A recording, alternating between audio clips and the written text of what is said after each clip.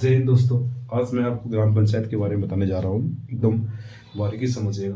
ये पहला पार्ट होगा, सेकेंड पार्ट भी दिया जाएगा जिसमें सिर्फ आर्टिकल्स के बारे में बताया जाएगा। ठीक है, देखिए ग्राम पंचायत का आखिरकार व्यवस्था क्यों करना पड़ा। सिंपल सी बात में ग्राम पंचायत का व्यवस्था इसलिए करना पड़ा क्योंकि इसमें सबसे बड़ी चीज़ थी कि जन भागीदारी नहीं हो पाती थी। मान लीजिए आपका आज लोकसभा का चुनाव होता है, चाहे मेंबर इतने बड़े, तो ये 10 लाख पे चुने जाते हैं, तो उतना बड़ा आपको पार्टिसिपेट तो नहीं कर पाता। यानी कह सकते हैं कि देश के जो अंतिम लोग होते हैं, यानी देश के जो अंतिम पंचायत के लोग, यानी कह सकते हैं ग्रामीण लोग जो होते हैं, वो साझेदारी नहीं कर पाते, वो अपनी मांगों को पूरा नहीं कर पाते हैं, वो सत्ता में भागीदारी प्रत्यक्ष रूप से नहीं ले पाते हैं। तो ऐसी स्थिति में जो है सबसे पहली बार इन्हें महात्मा गांधी ने ग्राम पंचायत के बारे में व्याख्या किया था। ठीक है, उन्होंने कहा कि गांव का विकास ही देश का विकास है। इसलिए गांव में क्या बोलते हैं उसको, पंचायती राज व्यवस्था पर बहुत ज़्यादा बढ़ चढ़ कर क्या किए उन्होंने। उसको बढ़ावा देने के लिए, उनको संवैधानिक दर्जा प्राप्त करने के लिए, उनको अथी जोड़ने के लिए उन्होंने बहुत सारा अपना अहम भूमिका निभाई। ठीक है, लेकिन इनके बीच में जो थे मेन रूप से जवाहरलाल नेहरू और महात्मा गांधी दोनों क्या थे, पंचायती राज व्यवस्था के समर्थक थे। लेकिन इसके अगर बोले जाते हैं कट्टर विरोधी थे भीमराव अम्बेडकर। भीमराव अम्बेडकर कट्टर विरोधी इसलिए थे, इन्हें बोला भी जा रहा था कि यार लूटने वाले अड्डा है ग्राम पंचायत। इसलिए कहा जाता था क्योंकि उनको लगता था कि नहीं, कि ग्राम पंचायत में अगर स्तर पर अगर कोई भी तरह का गठन किया जाएगा तो उसमें जो भी नवाब होते हैं गाँव के, जो भी आपके मेन जो होते हैं, वो क्या करेंगे, गरीबों पर, उनको निचली जाति पर क्या करें, अत्याचार करें। क्योंकि उन्होंने हर चीज़ देख रखा था कि स्तरीय ग्राम स्तरीय पर क्या होता है। जो होते हैं बड़े लोग होते हैं, चाहे फिर दबंग लोग होते हैं, जो कुछ वो निचले स्तर के लोगों को कुछ भी वैल्यू नहीं देते हैं। तो इसके वजह से बोलते थे कि यह लूटने की एक अड्डा बन जाता है। लेकिन ऐसा बात नहीं है। आगे चल के इसका हकीकत में इसका जब देखा गया तो देखिए गांव के विकास का मतलब ये नहीं होता है। गांव के विकास का मतलब होता है उसमें शिक्षा, स्वच्छता, ठीक है, या फिर जल संरक्षण, या फिर कृषि, इस सब क्षेत्रों में विकास भागीदारी देना। तो इस तरह से कैसे किया जा सकता है। तो गांव के तो ऊपर सत्ता के लोगों को जो है, एक कहने का मतलब कोई हस्तक्षेप नहीं होता है इसमें। डायरेक्टली उसका फिर ट्रांसफर किया जाता है, उसकी पदवी को, चाहे किसी भी तरह का प्रावधान होता है डायरेक्टली तो ग्राम स्तर पर किया जाता है, ताकि एक ग्राम के लोग भी क्या कर सके, इसमें भागीदारी ले सके। ठीक है, और सही ढंग से अपनी मांग को रख सके। ठीक है, याद रखिएगा। अब आगे चलते हैं, सिंपल सी बात है।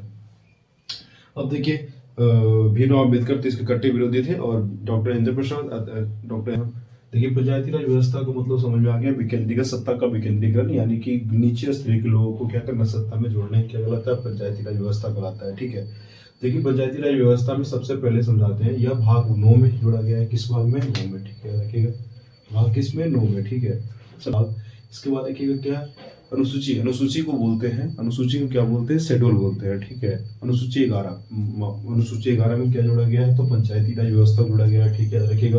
उसके बाद उसके बाद अनुच्छेद क्या है, अनुच्छेद 40। अनुच्छेद 40 में क्या है, तो उनको बताया गया। देखिए अनुच्छेद 40 जो है डीपीएसपी में है। किसमें, डीपीएसपी में, डीपीएसपी।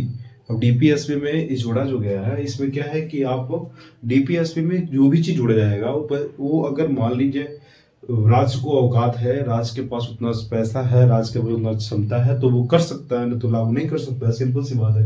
अब उसके आगे देखिएगा, ये आर्टिकल 243 और क्या, 243 के ए से लेकर 243 के लेके ओ तक, यानी लगभग कितना होता है, 16। लगभग कह सकते हैं कि 16 वो क्या कर सकते हैं, 16 इसमें क्या है, आर्टिकल्स का जोड़ा गया है। ठीक है, अब देखिएगा कोई भी राज्य में लगभग 20 लाख जनसंख्या रहेगा, तभी क्या कर सकते हैं उसको हम, 20 लाख जनसंख्या के लगभग अगर रहेगा तभी हम क्या कर सकते हैं, उसको हम बना सकते हैं, क्या चीज बना सकते हैं, तो पंचायती राज व्यवस्था का अंतर्गत उसको त्रिस्तरीय पंचायत या फिर जो भी पंचायत का प्रावधान है उसको कर सकते हैं। इसके अंदर अगर 20 लाख से नीचे रह जाएगा तो उसको हम द्विस्तरीय, जो अशोक मेहता बारे में बताएंगे। ठीक है, लगभग, लेकिन 20 लाख से ऊपर त्रिस्तरीय ही रहेगा। ठीक है, समझिए इसके बाद। अच्छा, उसके बाद समझिएगा कि कुछ यह 24 अप्रैल को हमेशा मनाया जाता है, याद रखिएगा। 24 अप्रैल 2010 से स्टार्ट किया गया था। ठीक है, आगे बताया जाएगा कब से कब किया गया था, सुनिए। उसके बाद सबसे पहले समझिएगा, सबसे पहले पंचायती राज व्यवस्था जो स्टार्टिंग किया गया था 2 अक्टूबर 1959 को। 2 अक्टूबर का मतलब होता है गांधी जयंती, 1959 का मतलब समझ में आ ही रहा है।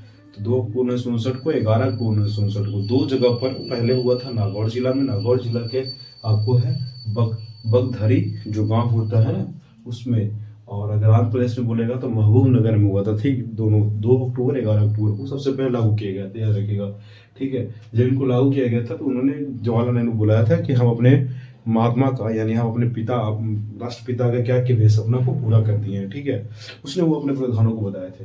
अच्छा, उसके बाद है जो है, इसके पहले भी बहुत कथक प्रयास किए थे जवाहरलाल नेहरू उनके उनको सपना को पूरा करने के लिए। उन्होंने क्या किए थे, सामुदायिक कार्य विकास कार्यक्रम चलाए थे, राष्ट्रीय विकास प्रसार समिति चलाए थे 1952 और 53 दोनों में, लेकिन वो सफल नहीं रहा, ठीक है। सामुदायिक विकास और राष्ट्रीय प्रसार समिति, लेकिन वो क्या करा, सफल नहीं रह पाया, ठीक है। आगे समझिएगा।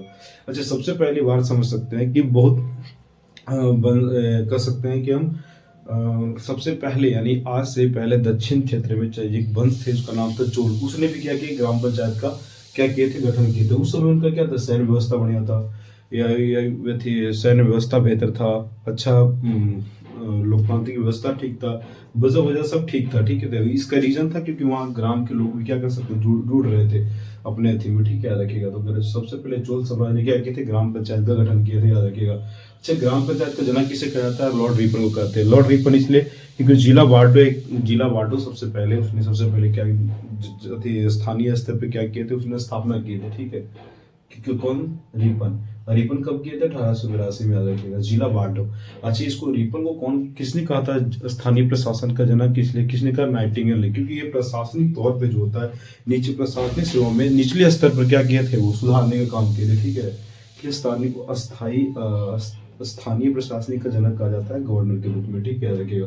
अच्छा, सबसे पहले आइए BM देखिए। अब इसमें क्या है कि ट्रिक है जो इसको पहले समझ जाइए, उसके बाद BA पास 73, यानी आप BA जो है पास है 73 नंबर से पास हो गए हैं, ठीक है। इसका होता है B का मतलब होता है बलवंत राय मेहता, 1957 में आया था। A से होता है अशोक, 1970 में आया था। और P से होता है PV राव, 1985 में आया था। यस से होता है सिंघवी, 1986 में आया था। और 73वां संविधान संशोधन 1992 के पास जो लागू हुआ था, उसके बाद बनाया गया था। तो पहला समझिएगा BA पास। B का मतलब होता है बलवंत राय, 1957 में।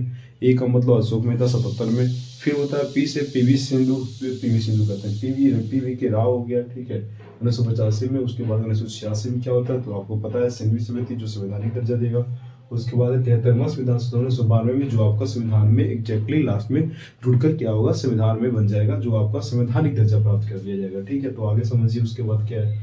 फिर देखिए धीरे धीरे बलवंत राय मेहता जो है, सबसे पहली बार जो बलवंत राय मेहता की समिति जो गठन की गई थी, वो 1957 में की गई थी, ठीक है। और बलवंत राय के ही त्रिस्तरीय रूप में क्या किया गया था, जोड़ा गया था। त्रिस्तरीय का मतलब होता है 3 स्तर होना चाहिए। एक होता है ग्राम के स्तर पर, एक होता है ब्लॉक के स्तर पर, एक होता है जिला के स्तर पर। तो ग्राम के स्तर पर ग्राम पंचायत, जिला पंचायत के कह सकते हैं पंचायत नहीं, ब्लॉक के स्तर पर क्या पंचायत समिति बोलते हैं, ठीक है, रखेगा। और जिला स्तर पर क्या बोल सकते हैं, जिला परिषद बोल सकते हैं। यानी 3 स्तरीय था इसका, शासन करने का काम करते थे, ठीक है, रखिएगा। जबकि अशोक मेहता का था 2 स्तरीय पे। अब पहले ही बोल रखे थे 20 लाख के नीचे करीब हो, तो अशोक मेहता का ज्यादा करके इनका उनका प्रावधान नहीं है, कोई खास नहीं रहा। लेकिन सबसे ज्यादा त्रिस्तरीय देखा गया क्योंकि बलवंत राय मेहता को, और सक्सेसफुल ज्यादा भी हुआ है यहाँ पे, ठीक है। तो त्रिस्तरीय सॉरी 2 स्तरीय किनका है, तो अशोक मेहता समिति का, अशोक मेहता। उसके बाद देखिएगा मंडल पंचायत और जिला परिषद, याद रखिएगा। यानी बीच वाला क्या है, पंचायत समिति को हटा दिया गया, ठीक है, याद रखिएगा। अब ज्यादा है ही नहीं जनसंख्या, तो 2 ही रूप में रहेगा, ग्राम में रहेगा डायरेक्टली, जिला में रहेगा, सिंपल सी बात है। इन बीच में 4 साल का क्या कर दिया गया, प्रावधान किया गया था। अब इसके पहले पढ़े थे क्या, 5 साल का किस में था, तो वो आप समझ चुके होंगे किस में था, 5 साल बी के राव थे बलवंत राय मेहता में, और 4 साल का होगा अशोक मेहता में। अब देखिए समझ से मेरी बात को बढ़िया से। सिंधवी जो है, सिंधवी कब आया था, तो आपको पता है कि 86 में आया था, ठीक, कब आया था, 86 में, याद रखिएगा। और संवैधानिक दर्जा सबसे पहले किसके द्वारा प्रदान किया गया था, तो सिंधवी द्वारा। संवैधानिक दर्जा का मतलब संविधान में अंगीकृत करने का प्रावधान किया गया कि नहीं, इसको इस रूप से और संविधान में रखा जाएगा, ठीक है, याद रखिएगा। संवैधानिक दर्जा दे दिया गया था। अब समझिए मेरी बात बढ़िया से, थोड़ा सा इसके पहले बाद में आते इधर, ठीक है, तो समझ में आएगा आपको। देखिए दिल्ली जो है, दिल्ली मेन रूप से समझिएगा। दिल्ली में ग्राम पंचायत है ही नहीं, बिल्कुल। क्यों ग्राम पंचायत नहीं, क्योंकि वो कुल ऑलरेडी एनसीआर क्षेत्र में।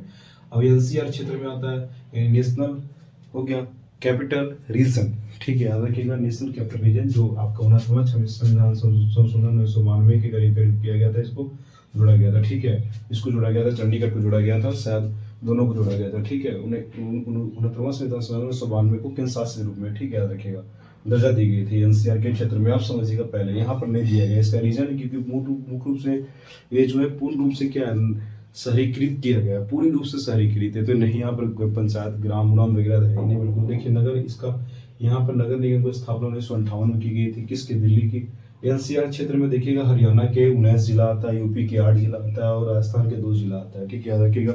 जैसे फरीदाबाद आ गया, गुरुग्राम आ गया, सोनीपत आ गया, रेवाड़ी आ गया, कुछ ही बोलता है उसको, पानीपत आ गया, उसके बाद आ गया गाजियाबाद आ गया। ठीक है, उसके बाद बुलंदशहर आ गया, फिर मुजफ्फरपुर नगर आ गया। ये सब सारे जो नगर आते हैं सब एनसीआर के क्षेत्र में आते हैं, याद रखिएगा। ठीक है, बिल्कुल याद रखना है। फिर उसके बाद समझिए नोएडा भी आपको एनसीआर के क्षेत्र में आएगा। ठीक है, सिंपल सी बात समझिएगा।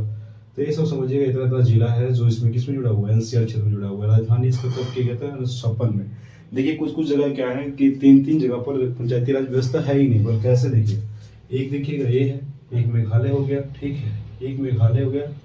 ठीक है, एक नागालैंड हो गया, एक मिजोरम हो गया। यानी पहला मेघालय, दूसरा नागालैंड, तीसरा मेघालय मिजोरम। ये 3 जगह क्या है, तो वो पंचायती राज व्यवस्था है ही नहीं। यानी सब जगह कटकुट कर सकते हैं, है ही नहीं, तो फिर सिंपल सी बात है। लेकिन ये बंगाल चले जाइएगा आपने, तो बंगाल में क्या है कि 4 राज्य की स्तरीय की व्यवस्था की गई है। कहाँ पे, 4 राज्य, सिर्फ एक ही जगह है। ठीक है, याद रखिएगा। उसके बाद देखिएगा, समझिएगा बात को। अब आगे थोड़ा समझ जाइए। जब 1992 में पेश किया गया था 13वां संविधान संशोधन में, तो वो पेश किया गया था। ठीक है, लेकिन लागू जो किया गया था 24 अप्रैल 1993। कब किया गया था, 24 अप्रैल 1993 से। जो कि आप 24 से पहले बोल रखे थे कि 24 अप्रैल को क्या कर दिया गया, 2010 से स्टार्टिंग कर दिया गया था क्या, पंचायती राज, पंचायत के रूप में, मतलब स्थापना दिवस के रूप मनाने के लिए। ठीक है, उसके बाद देखिएगा आगे कौन सी है सर, उसके बाद देखिएगा कौन सी है, बिल्कुल। और 24 अप्रैल 1993 को, 92 में तो लागू हुआ, पेश किया गया। 93 में क्या किया गया, संवैधानिक दर्जा दे दिया गया। संवैधानिक दर्जा देने का मतलब होता है पंचायत में जोड़ दिए गए 73वें संविधान संशोधन द्वारा, और 11वां अनुसूची जोड़ा गया था। ठीक है, याद रखिएगा। अब 11वां अनुसूची जोड़ने का मतलब है कि इसमें 29 विषयों पर प्रावधान है, यानी 29 विषयों पर क्या कर दिया गया, इसमें चर्चा करने का, किसमें, पंचायती राज। जबकि 18 बोलिएगा तो गर्भ नगर निगम के रूप में आ जाएगा। ठीक है, नगर करते नगर पंचायत के रूप में आ जाएगा। ठीक है, जो अगले वीडियो में देखा जाएगा। ठीक है, आगे समझिएगा। उसके बाद क्या है, अब समझिएगा, पहले पंचायत स्तर पर समझिएगा। पंचायत स्तर पर देखिएगा 2 तरफ होता है। ठीक है, अब पंचायत स्तर पर बढ़िया समझिएगा। पहले कार्यपालिका होता है, न्यायपालिका होता है। बढ़िया से, बिल्कुल बढ़िया से। अब कार्यपालिका में कौन आते हैं, वार्ड मेंबर आते हैं आपके। ठीक है, जितने भी वार्ड मेंबर होते हैं 10, 11, 12, 13। उसके बाद मुखिया आते हैं। अब देखिए मुखिया बनने का रीजन क्या है, 21 ईयर्स का होना चाहिए, कम से कम 21 तो ये होना ही चाहिए। उसके नीचे तो कोई बन नहीं सकता आम नागरिक। तो देखिए इसमें कुल मिला के 5 गो मेंबर होते हैं, किसमें, ग्राम पंचायत में। ठीक है, याद रखिएगा। अब न्यायपालिका समझिएगा।